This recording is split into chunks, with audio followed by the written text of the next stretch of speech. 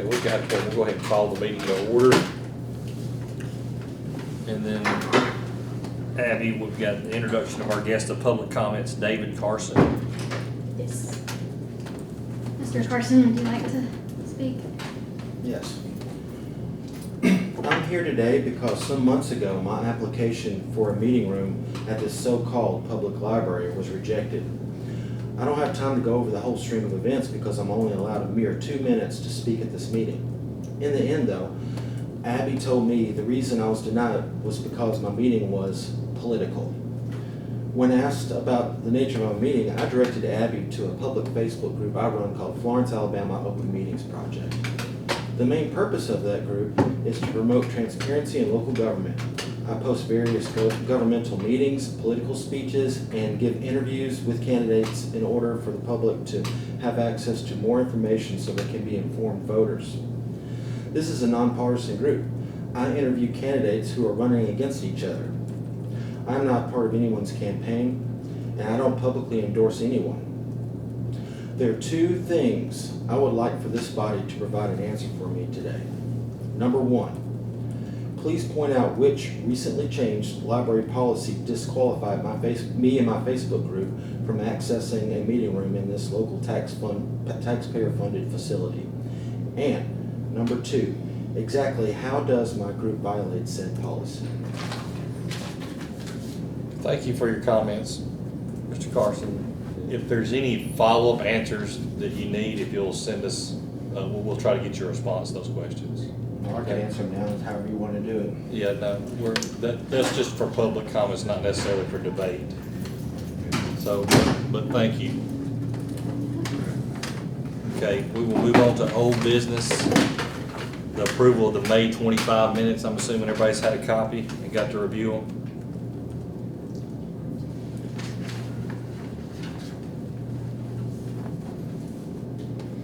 I have a motion to approve. I make a motion. Second. All in favor? Aye. Thank you. Minutes approved. Financial review. Abby, everybody's had this as well. You got any highlights for us? It's pretty similar to last month. As I mentioned last month, we're in our 3rd quarter, so we received our 3rd quarter appropriations. So the the revenues really haven't changed much since last time. Expense-wise, there's been a little increase. Of course, we are working on our LSTA orders for the grant that we received, so that'll be collection development related, and I'll have Shayna categorize those into the LSTA line items. And we, I think, have until July 31st, since there was a delay this year on approving that. We got a little bit of an extension on completing those orders. And then I'll be requesting the investment, the Morgan Stanley check later this month for the 3rd quarter. Okay. Has anybody got any questions about the financials? I think we don't approve these are just information. Right. Okay. No questions, and we'll move to the director's report. Okay. So we are in full swing of summer reading. It's our 2nd week of programming, and so these were the updated numbers Jessica gave me late yesterday, with 932 children registered. I think we're closer to 1,000 now. 89 teens, and then 80 additional students through the YMCA camp, the day camp that they go to. We had the Robert Bailey author event last week, which was rescheduled due to weather, but had close to 60. The conference room was packed. We can't wait to have the colonnade back open for those kinds of events. And Snail on the Wall from Huntsville came and sold books, and she thought she sold about 50, so most people bought at least 1 book. So that was a great event. We are coming along outside. I went ahead and dropped in Jason's meeting notes from last week so you could see more specifics from him. But the turf has been installed on both sides. It looks really great. The benches have been wrapped and finished. Unfortunately, the swing chairs and pergolas have been delayed shipping, so that's kind of our ongoing holdup is with those. We did meet with General Signs, and Taylor came to that meeting a couple of weeks ago just to figure out the memorial signage and honoraria and how we want to do those, which I've got that later on the agenda, so I'll go more in depth then. Still hoping for a July ribbon cutting if these furniture pieces stay on track with shipping dates. As for Jason's report, partitions have been removed inside, so that brightened up the rooms a lot with having the windows back open. Those areas are still roped off because they're finishing the wallpaper and kind of the doorways, and they're going to bring a lift in. There was already some wallpaper that was falling down before this project, so they had agreed that when they reattach, they would get up there and reattach what was there as well. So they're going to bring a lift in to do that, and then once that's finished, the walk-off mat is already here, so they'll be installing that to keep the mud from trucking in. Let's see, light posts have been reset. One globe did break in the process of taking down the posts, so he's working with the city to get a new globe. Let's see, they have the metal railings and I believe the fencing, so it's just a matter of installing those. They've done the measurements for the fencing. We did talk about the possibility of engraving just single pavers if we have somebody give for the plaza level donation. So they said that would be a possibility. But that's pretty much the update from last week. Are there any questions about that? The furniture we're missing, that really wouldn't keep us from doing a ribbon cutting, would it? He said he could fill in those footings if we wanted to go ahead and do the ribbon cutting. So I guess the pergolas are supposed to come June 23rd or 24th. And then I think the swing chairs are towards the end of June also. So they still need to do the fencing, finish the doorways. The picnic table is at the Divert Barn that they need to go get and install. PSI's warehouse is holding the other tables. So there's still several pieces they can work on between now and then. As far as other building maintenance, Betterton Gutters came and is going to install a downspout above the flat roof above our offices where we've had issues before. When it rains, it drips for days even after it stops raining. You can just I witnessed that actually. Yeah, It's it's wild. eerie, yeah. I'm like, there's water running in your walls. What I told her, she goes, no. I was like, no, you get somebody to check that. You need somebody to check it now. And so it did leak. One day it was leaking when it wasn't even raining. So Henderson came. The problem is they have to go up to the second flat roof, which we can't really get to. And so it's just debris like those little curly things from the trees that aren't even trees that we have. And so he cleaned all of that out and it gushed. Benita and I heard it go so loud, gushed for a long time through that overflow spout. So anyway, Henderson came back, cleaned it. They're trying to coat the bricks and everything so that he thinks that it's seeping through the bricks. Because it's sitting there for so long, Yeah, right? when the So, overspout, however that water comes out, it falls up against the brick. And if the wind is blowing, it will blow up against the brick, so he doesn't think the brick is sealed. Yeah, So- seals. He's gonna seal it to keep need the some water flex from seal. coming. I got a can. So anyway, we're working on that problem. New carpeting was installed right out here at the entrance. It was the original carpet to the building, so it had started coming up and was a trip hazard for people, so that's done. We got a new staff alarm keypad at our entrance. Again, that one was original to the building, so the buttons had started to stick, and now people are confused by the new one. But anyway, so we've gotten a few things updated. We've got a display out here from the Ray Samony Day from the AAUW group. And I mentioned some collection changes we made. Polaris is what we use for our catalog, so our, for patrons to look up books or anything. And so it needed to be upgraded. So ICS helped us with that upgrade. In the process, there was a bug. Evidently, there's a bug in this particular upgrade. And so until we can upgrade from 7.6 to 7.8, that is still not being resolved, but we might have to get a new SQL server in order to handle the upgrade. So anyway, ICS is checking on all of that.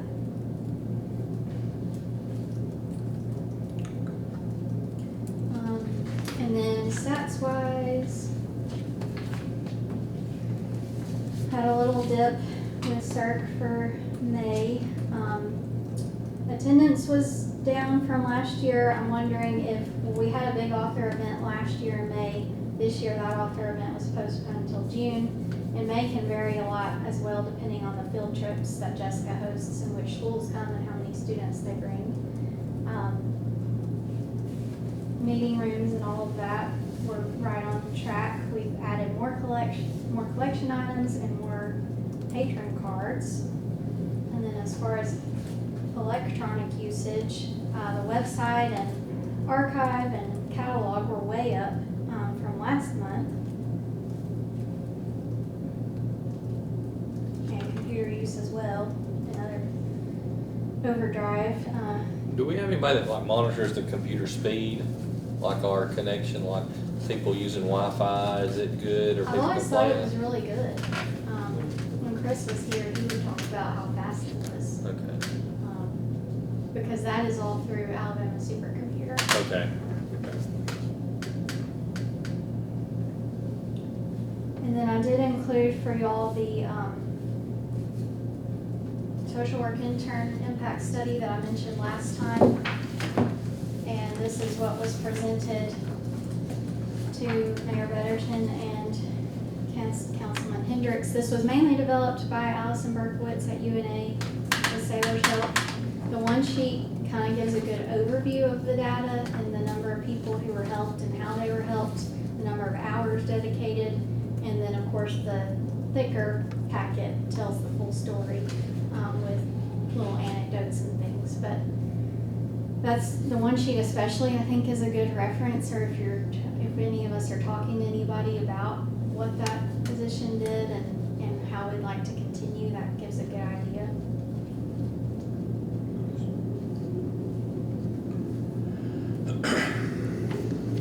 Is this something the city is looking to support?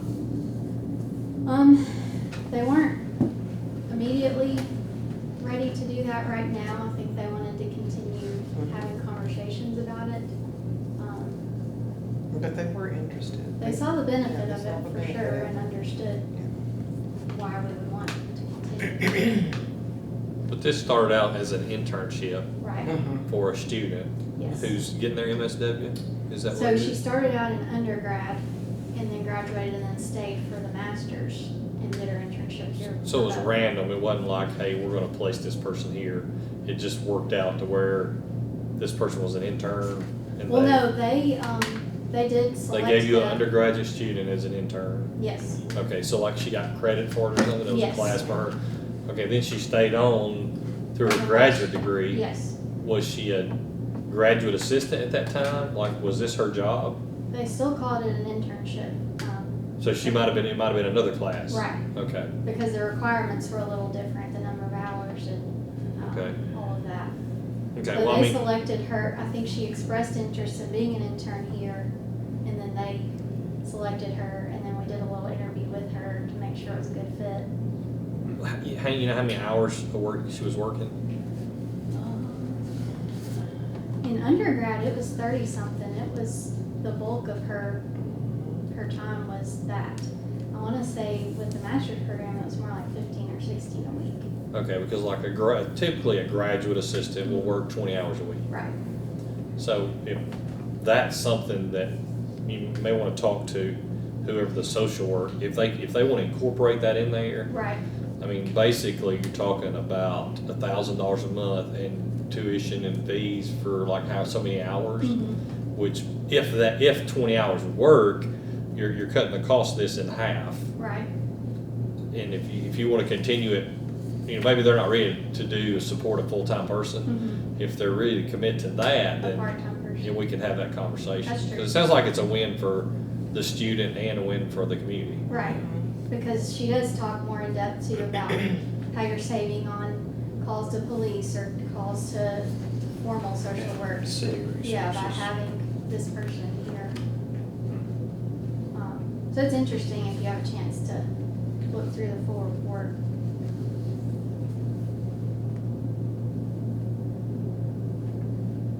So the person who was doing this now, where are they at?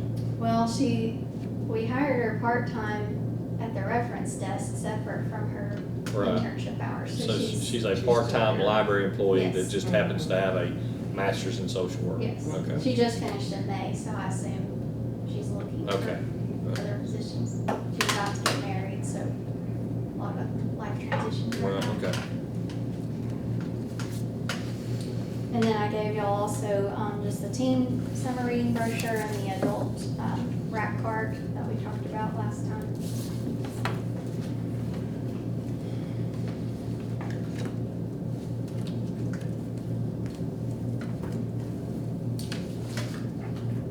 Anything else?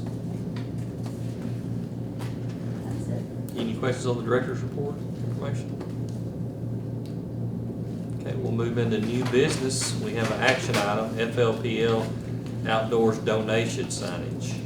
Okay, and this I just sort of wanted some input on, but when we met with Matt from General Signs, we walked around the course, we talked about having a donor board on each side, similar to the board that we already have out here from the original founding of the building, but then being able to add names depending on which side they gave to, but then of course having plaques on the pergola or on the benches or the chairs.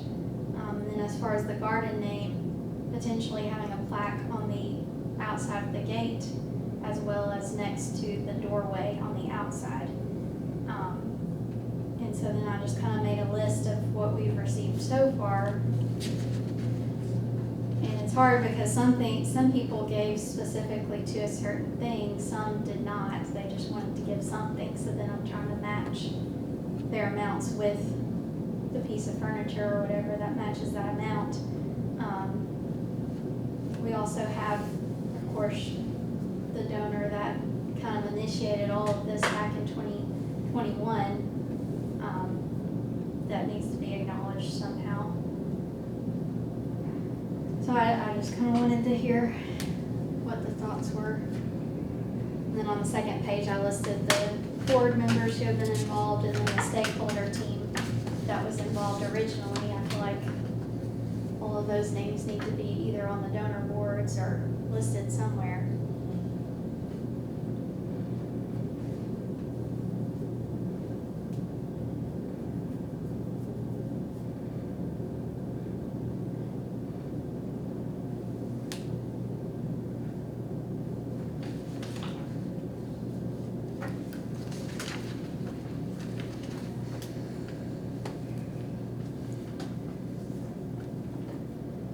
Thoughts?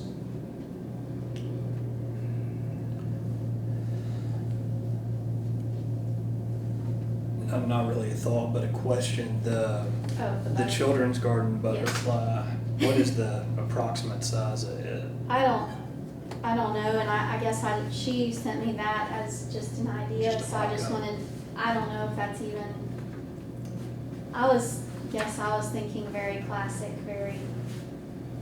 I kinda like the playfulness of it for the children's side, but I just wanted to see if that's even the direction we wanna go. I hadn't thought about something like that until she sent it over, so.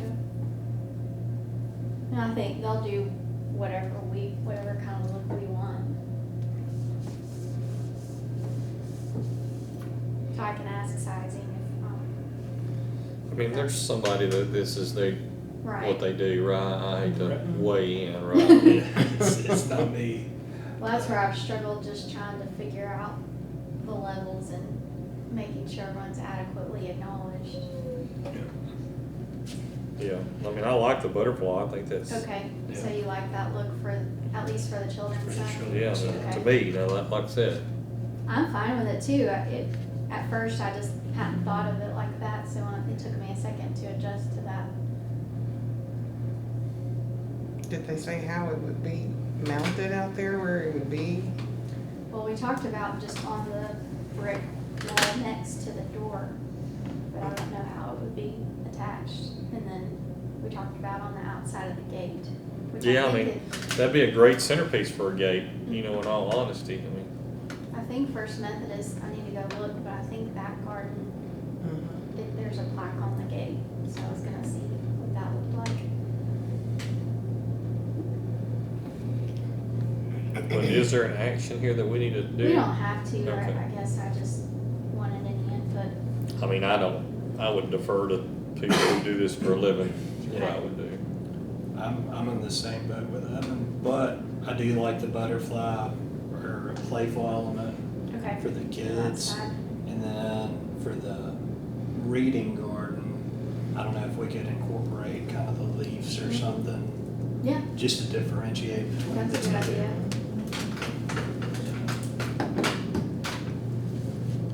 And I've asked Anthony to design banners to go on the light posts across the front. I think there are 8. So we'll have those hopefully for ribbon cutting, specifically for FLPL Outdoors. I thought that would look nice with the leaf logo and.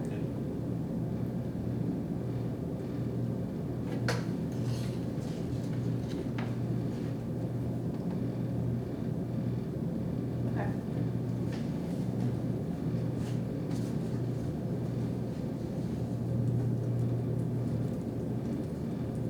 I have a question. Yes.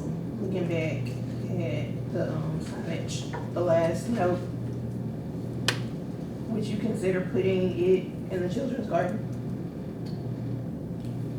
And just kind of make that whole area, For Catherine Rice. yes. Or, Or with the Anderson. with the donation. Anderson, Yeah, yeah. we could. The thing is, the Rice donation was even more than the Anderson donation, so I'm just trying to figure out, Okay. how that fits in.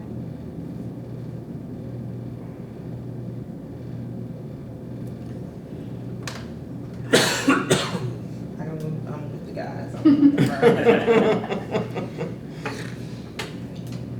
I can give you an answer, but it might be a bad answer.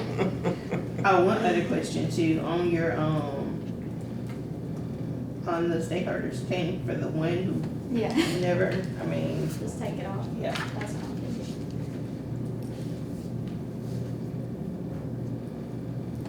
Okay. And then maybe the grant could be acknowledged with those two.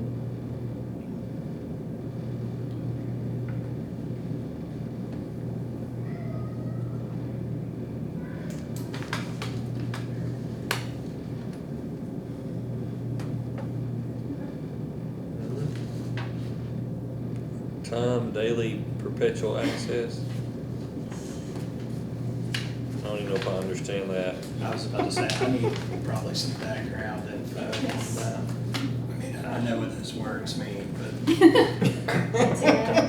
What I've learned in legal terms, really is no such thing as perpetual. yeah. Okay, so right now we have the Times Daily online through Newsbank, which we pay an annual subscription for, but it only goes from 2002 to current. So a few years ago, when we started that, Lee had said, would there ever be a way to get all of our microfilm digitized through Newsbank? Because first of all, the microfilm does get damaged. That's the only format we have of the Florence Times and going back to 1895. And so when we first proposed that idea, they said it would be $217,000. And I said, I don't think we can do that. So over those years, they've kind of reworked their model. And we met the other day, and they had brought it down to 129,403. What that means is going back to September of 1923, we would have the Times Daily digitized. And once so they broke it down into a 5-year payment plan.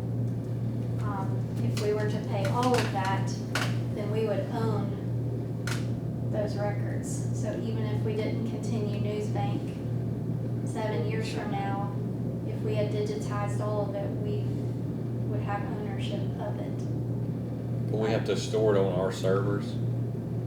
I mean, where is that gonna be? I don't know what that, if we it would be on the Newsbank site, Then I don't think you can not have Newsbank then. right? I don't know what that would look like if we were to discontinue Newsbank, but Yeah, I mean,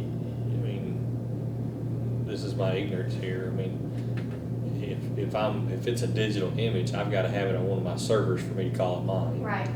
And then I've gotta have some kind of indexing tool to be able to search and find it, which is a program. Mhm. I guess my question is, I mean, I understand searching newspapers, I enjoy that myself. Going back and finding, articles, but is there a big demand for that? And then like my next question was, does the university have access to Newsbank? Is this something that I mean, I can see the value in a community having archived the local newspaper, Right. but, I'll have to check in all to answer. well, I mean, I guess who's recommending this and why? Why? If I asked you why we were doing this, well, what would you tell me? I guess I was always under the impression that we were the main place to hold those microfilm formats, and we do have people come in every single day to use them, and we also have people come from out of town to use them, so if it were online, more people would have access to it.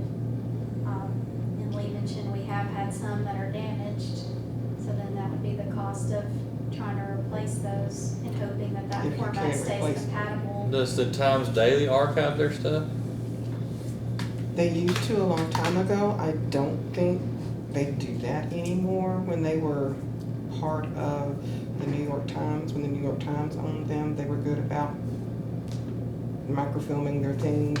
Once Decatur Daily bought them, that was a cost that they didn't want to invest in, so I don't think they do it as much, if at all, anymore.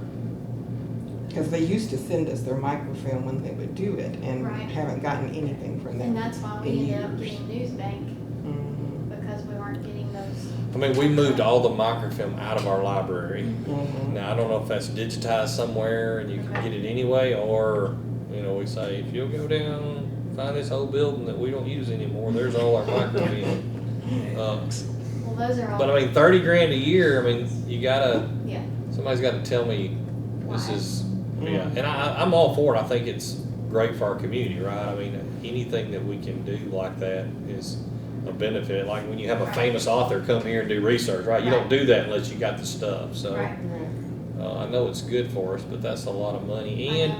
if it is that good for us, I think maybe we should lean on the university and say, hey, this is something would be good for the community. How can you guys help us? Okay. Collaborative effort. Well, let me see what I can find out about the accessibility of those records elsewhere and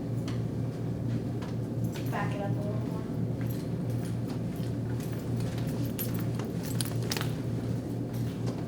So, I mean, I gotta have a lot more information before. Okay. I also have some question as to the perpetuity of the Times Daily. Looking forward, I mean, it's a large sunk cost, and the newspaper business isn't what it once was. Well, I agree with that. However, we're really talking about what's already existed, right? I mean, I think the Time Daily is, the digital world has changed newspapers. Right. I don't even know how many, does the Times Daily, it didn't run every day, does it? No. No. I mean, that's the evolution, like first, there's no Saturday and Monday, Mhm. and then for long, it's all, It's all digital. Mhm. so I think, this depends how big your community is, can you still maintain but as far as the historical value, Right.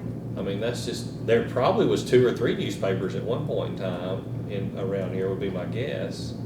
And do we have any of those other ones? Like there was always in Athens, we had the Democratic Gazette, we had something else, and you had those running for a while, and then they became one, Right.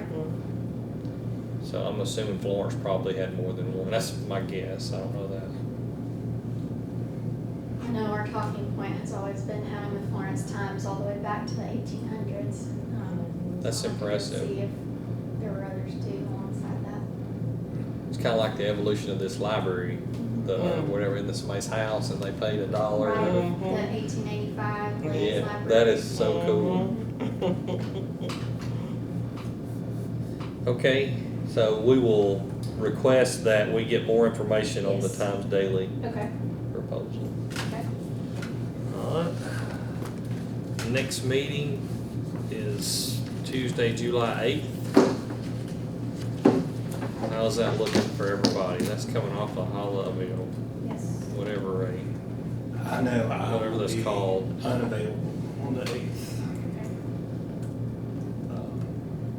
I could do it the next week, but we're gonna be out of town the first 3 that we're coming back on the 8th. I mean, I have no problem if we wanna move it to the 15th. If everybody else is good. Craig, you good? Mine's fine either way. Okay. I'm So- more flexible. Yeah. For this. So we, Abby, you wanna go ahead and plan, change that to the Yes. 15th? Okay.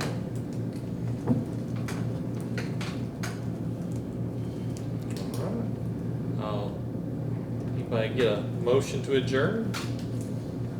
I'll make it. Motion, a second, all in favor? Aye, thank y'all for y'all's time.